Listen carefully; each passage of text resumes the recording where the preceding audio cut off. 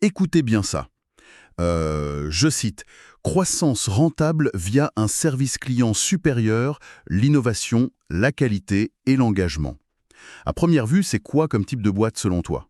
Genre une start-up tech dans la Silicon Valley? Une grande banque internationale? Bah honnêtement, c'est le vide absolu. C'est tellement générique que ça pourrait littéralement être n'importe quelle boîte, une asso ou même un ministère, quoi. C'est vraiment le niveau zéro de l'identité. Ouais, c'est clair. Et pourtant, accroche-toi bien, c'est la mission officielle d'Ageco. Attends, la boîte de tracteurs? Exactement. Un fabricant de tracteurs et de moissonneuses-batteuses. C'est fou, non? Et c'est justement ce qui nous amène à notre sujet du jour. On continue notre plongée dans les mécanismes de l'essentialisme, et là, on s'attaque à la partie la plus difficile. Après avoir vu comment explorer plein d'options, on passe à l'élimination. Ouais, c'est une étape cruciale. En fait, le but aujourd'hui, c'est vraiment de comprendre pourquoi des gens super brillants se cachent derrière des phrases creuses, comme celle des tracteurs. Et surtout, comment une clarté radicale, genre sans aucun compromis, agit comme un filtre décisionnel surpuissant. Parce que, en général, on a tendance à voir l'élimination comme une perte, non? On se dit qu'on renonce à des trucs. Grave. C'est perçu comme un truc destructeur, mais en réalité, créer de la clarté, c'est un acte de création d'espace. C'est l'outil indispensable pour éviter que toute l'abondance d'options qu'on a générées avant ne se transforme en paralysie totale. Si t'as pas un filtre impitoyable, bah tu fais du surplace. Mais du coup, avant d'arriver à la solution, il faut qu'on s'arrête sur ce problème d'émissions vagues. Pourquoi c'est si répandu? T'as des boîtes qui payent des cabinets de conseil des millions pour pondre des phrases comme «croissance rentable via l'innovation». Pourquoi on a si peur d'être précis? Bah, c'est avant tout psychologique en fait. C'est la peur des conséquences. Parce que être précis, ça veut dire exclure. Si une direction dit officiellement que l'objectif principal c'est le développement logiciel, par exemple, elle aliène instantanément le département des ventes ou le marketing. Ah ouais? Donc c'est pour éviter les drames en interne, quoi. Exactement. Pour éviter les conflits, les dirigeants choisissent la dilution. On ajoute plein de mots pour n'oublier personne. L'innovation pour les ingénieurs, le service pour le support, la rentabilité pour les actionnaires. Et à l'arrivée, tu as une bouillie sémantique qui froisse personne, mais qui dirige personne non plus. Mais attends, cette peur de se fermer des portes, elle est quand même justifiée, non? Enfin, on vit dans un monde qui va hyper vite. Si tu te focalises sur un seul but précis, tu prends le risque de rater la nouvelle tendance de l'année d'après. Garder des options ouvertes, c'est une stratégie de survie, non? C'est une super objection. Mais il faut bien distinguer l'exploration stratégique de l'exécution. Garder des options ouvertes, c'est vital quand tu explores. Mais dès que tu passes à l'action, l'ambiguïté, ça devient un poison. Le manque de clarté crée un vide, et la nature humaine a horreur du vide. En plein de directions aléatoires. Et c'est là qu'on voit apparaître deux modèles de comportement super destructeurs, en entreprise comme dans la vie privée. Le premier, c'est ce qu'on appelle jouer à la politique. C'est-à-dire? Genre les petites luttes d'influence à la machine à café. C'est ça. Imagine une équipe de designers. Si le but ultime du projet est flou, comment ils savent si leur taf est bon? Hmm. Puisqu'il n'y a pas de critères objectifs, le seul repère qui reste, c'est l'approbation du boss.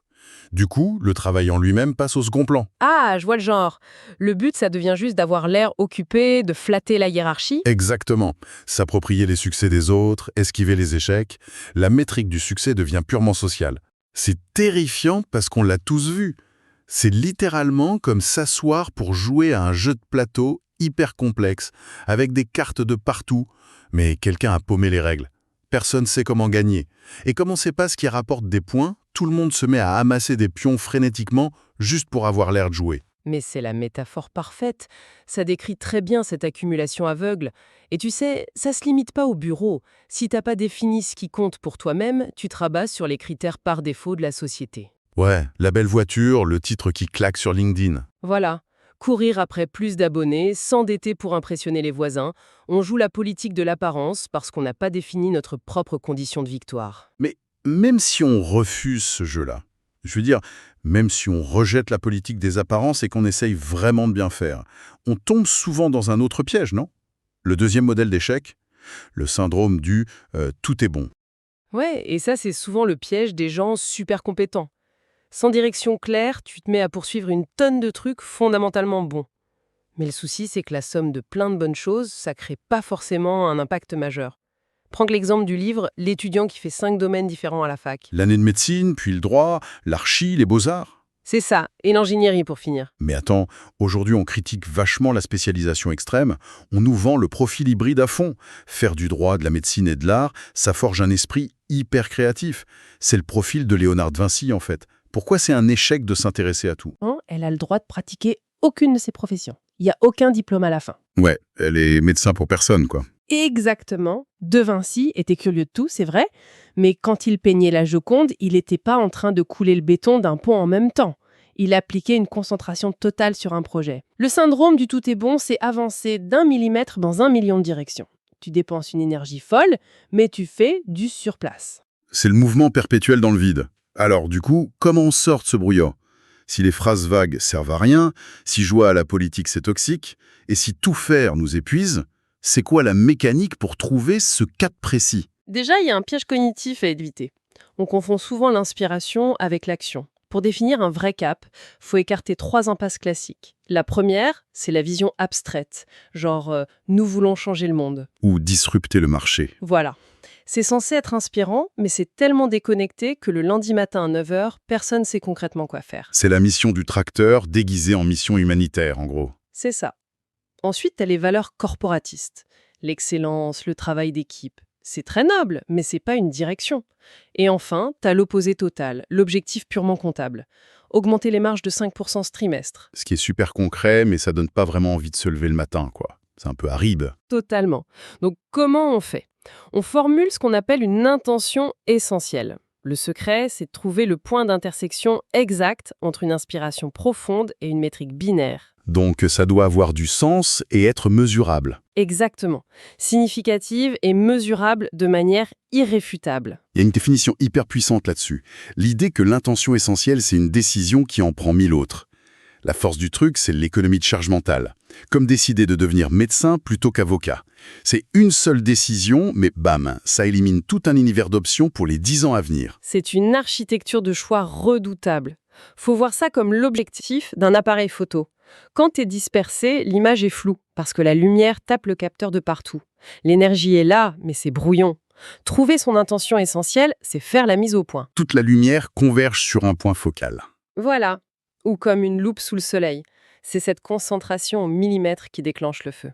Mais sortons de la théorie 2 secondes. Concrètement, dans le monde réel, avec des équipes qui s'engueulent, ça ressemble à quoi? Il y a un exemple génial au Royaume-Uni avec Martha Lane Fox. Elle a été nommée première championne du numérique par le gouvernement. Dans ce genre de poste politique, la pression te pousse à utiliser du jargon bureaucratique pour plaire à tout le monde. Genre, optimiser l'inclusion numérique pour dynamiser la compétitivité. C'est exactement ce qu'il attendait d'elle. Une phrase qui garantit que rien ne sera fait, parce que chacun a sa propre définition de l'inclusion. Mais elle a refusé ce piège. Son intention essentielle, c'était d'une limpidité brutale. Connecter tout le monde au Royaume-Uni à Internet d'ici fin 2012. Ah ouais, c'est tranchant. Il y a l'action, la cible, la date limite, mais au-delà de la clarté, ça change quoi au quotidien pour l'équipe? Ça décentralise le pouvoir de dire non. Quand ta mission est floue, chaque idée doit être débattue pendant des heures. Mais avec un objectif binaire, le tri se fait tout seul. Si quelqu'un proposait un projet super cool sur la modélisation 3D dans les écoles, même le stagiaire pouvait dire non. Parce qu'il suffit de demander si ça aide à connecter tout le monde avant 2012. Exactement. Si c'est non, on jette. C'est plus une histoire d'ego ou de hiérarchie, c'est l'intention qui dicte la décision. Ça devient un bouclier contre les bonnes idées qui ne sont pas les bonnes idées pour l'objectif. C'est dingue.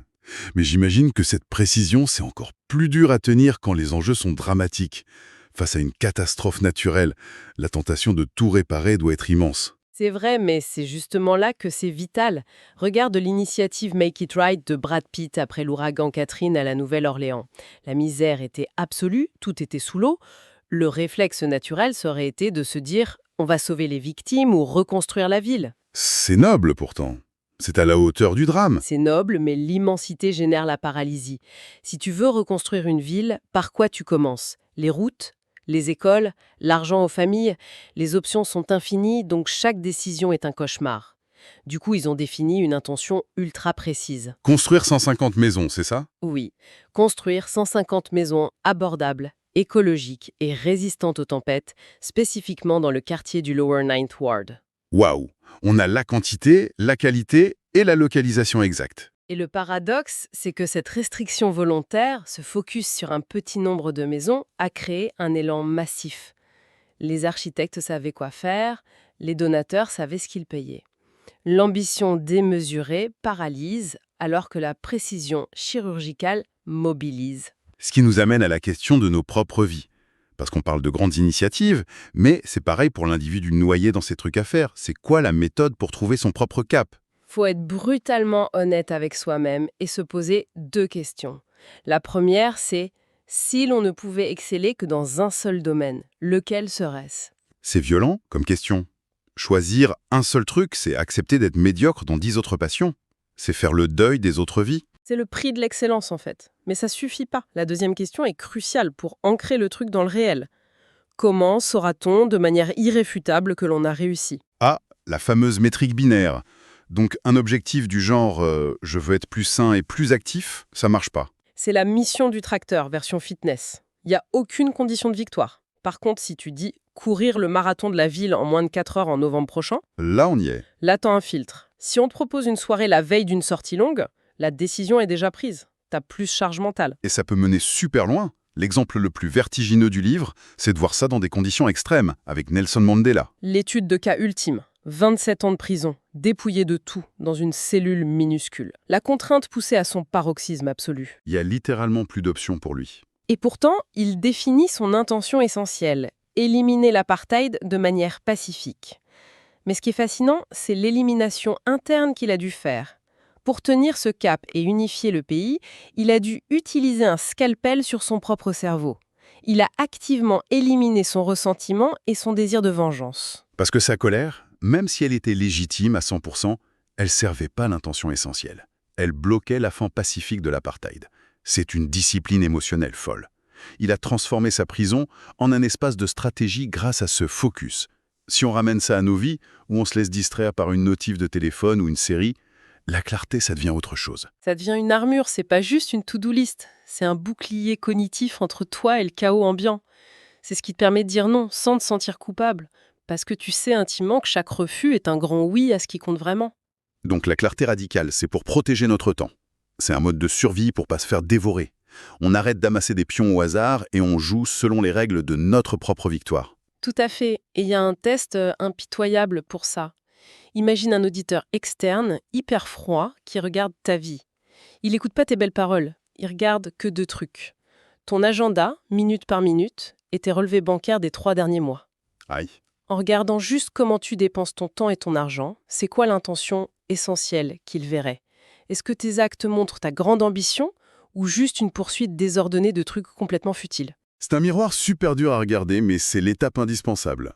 Avoir le courage de définir son intention, de séparer la bonne idée du cap incontestable, c'est la base pour redevenir l'architecte de ses choix. C'est passer de la réaction à la création, en fait. Et c'est là que tout commence vraiment à prendre sens. Et pour celles et ceux qui veulent aller plus loin, le livre est disponible gratuitement via le lien en description.